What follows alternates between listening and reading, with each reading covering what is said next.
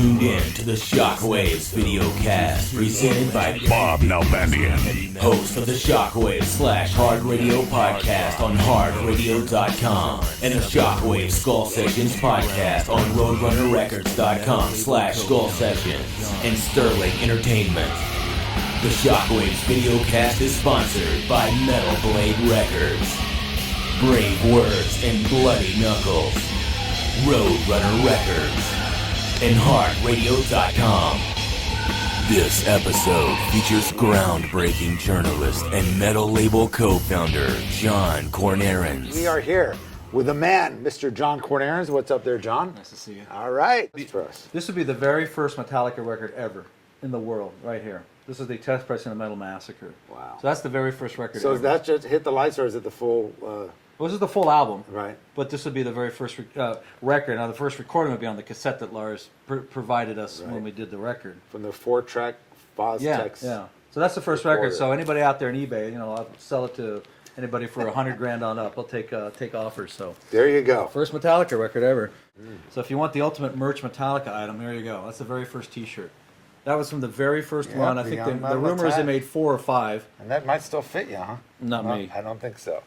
But this is the very first typeset pressing, and they didn't like this because it was all James washed actually out. worked at a silk screen factory, And and he I believe designed he designed all that, yeah. This would be version 2 now. Unfortunately, I cut the Going sleeves back in off because that's what history everybody did, but that would be the second version. These are a little more common and stuff. Did you wear bandanas too up and down your No, arm? I wasn't that much of a poser. I just like the music, but anyhow. There you go. So that would be the second version of Right. Metallica. T-shirt. This was the Metallica bullet belt. Yes. Skull the bullet infamous belt. bullet belt. Shared by Dave Mustaine and James Hetfield. Exactly, correct? and I have pictures to back that up and stories and stuff. So this would be the very first Metallica. And they had to borrow it from you, huh? Because they couldn't afford their own. No, not from me. I got it from Ron McGovney. This is okay. This was actually I don't know who owned it back then, but this is before Jägermeister and a lot of beer. You can see the waist. This is how big their waists were way back in the old days. But this would be pre-Napster. This would be the Metallica demo tape. I remember that. Was that on those TDK? The TDK original, the D90. original D90. D90. cassettes, yeah. And if you really have the original, well, this is also Lars's handwriting too. Right. And this is the logo that James made in that print company. Well, that's the 7-song one, right? This is the first, yeah. Okay. And then if you had the early one, Lars put on the turn down bass on amp. Right. Because there was so much bass on it. He said you'd have to turn the bass all the way down so it would be balanced out. I would get 1 copy. John, make 10 copies, mail them off to your friends. And so I think, initially he maybe made 5 or 10 copies. Or didn't Pat Scott make some too? And so, he picked his 5 or 10 best friends that could make tape copies and here cycle it around, just like his business card. He would give me a stack of business cards. Wherever you go, drop them off at different record stores and stuff like that. Metallica scrapbook. Let's go through this. Yeah, you were at that show. I was there, Radio City. This would be the very first Metallica show, which should have been March 14th, 1982. Yeah. And James was just singing. He wasn't playing guitar. He was just the singer at that point. I'm sorry. By gig number 3, they are at the Whiskey opening up for Saxon right here, which is an amazing feat to be on the strip. With a little help from Motley Crue. I guess Motley Crue did help him out because I've heard that story. Supposedly they were supposed to be on the bill, but they were a little bit too big to open up for Saxon.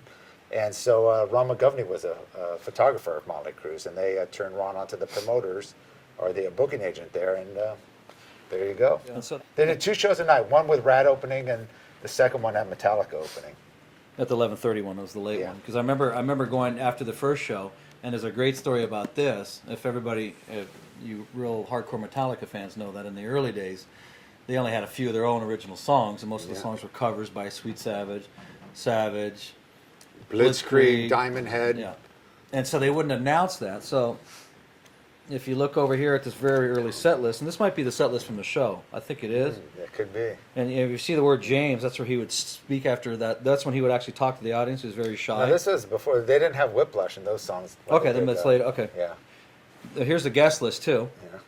The band. This is Lars's handwriting. And down here, for Armored Saint fans, at the bottom says John Bush, new singer. Lars, even into that point, was still trying to get John Bush to leave Armored Saint and join Metallica. Yeah. So he was still lobbying for I remember John Bush. when he took John aside, they came out and saw them at Woodstock, because I used to always hype up Armored Saint and saying that they were like the heaviest band, and Pat would tell this to Lars, and Lars, well, but there's a band heavier than us, so he came out and saw them with James, and that was the day after the show. Lars came backstage. Lars and James took John back in the dressing room and asked to join the band. And then over here is a Troubadour flyer, and then Dave Mustaine with a large marijuana joint. An early photo of him here. The first Metallica business card. Power metal. Card. I think that was Ron McGovney's phone number, right? Yeah. And then Lars threw on the back there. John, throw some of these around where you go, or something like that, where you walk. What does he say? I can't read upside down. Where you walk. Yeah. They're where you walk. So that's butchered English or whatever. But so Metallica spreading out their demo tapes and their business cards. And then here's some more photos. The bullet belt I mentioned earlier. James is wearing it here. Mustaine's wearing it here. This is the first ad they ever took out. Bam Magazine, yeah. Bam Magazine. Back in the day, $620. Full page ad. Signed by Lars Ulrich. Paid for by Ron McGovney. Ron McGovney. This was actually good. This was a precursor when they did the Hit Parader on the cover, on the cover. Yeah, you of can Hit get this at like Magic Mountain or Disneyland or something. And this over here, James flipping off Ron's house. What was that? It's 82, and there's like a Scorpions poster, Shaker poster, Aerosmith poster and stuff. Cool. Yeah, Woodstock 1182. Right. Here's the Saxon show. Yeah. Lars writes in special guest Metallica on the ticket, and then this is ticket number 1. It's made in the print shop. You can see the cutouts. Oh yeah, wow. And all the individual pieces, and these are the original photos and stuff. So this flyer was generated by James, the original art director for Metallica. This is their first database right here. Right? I guess you can call it that. So this is before computers. Right. So this is this has been pissed on and lit on fire, and many things have happened to it. But this is their, and it even says, you can see it right, faintly. It says Metallica address book. And if you go into here, you can find, I'll let you navigate it, but Fuck Off Ronnie, Frisco, Dave Mustaine's phone number, Best Records, Cliff Burton's phone number. Best Records in Cerritos. That was another cool record store.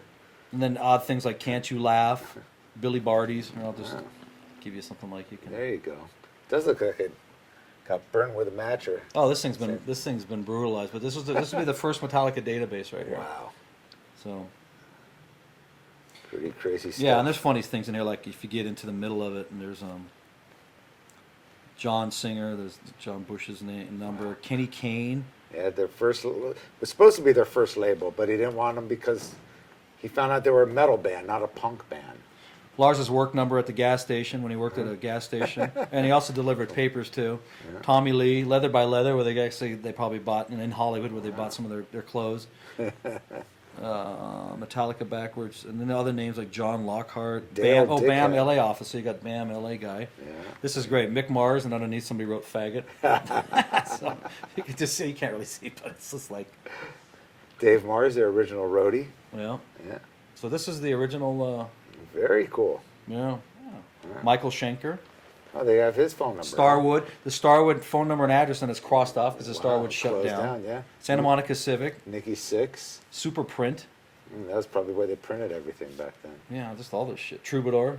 Mike Tosh. That name sounds familiar. Tracy. Lars Ulrich. Yeah, I've heard of that guy.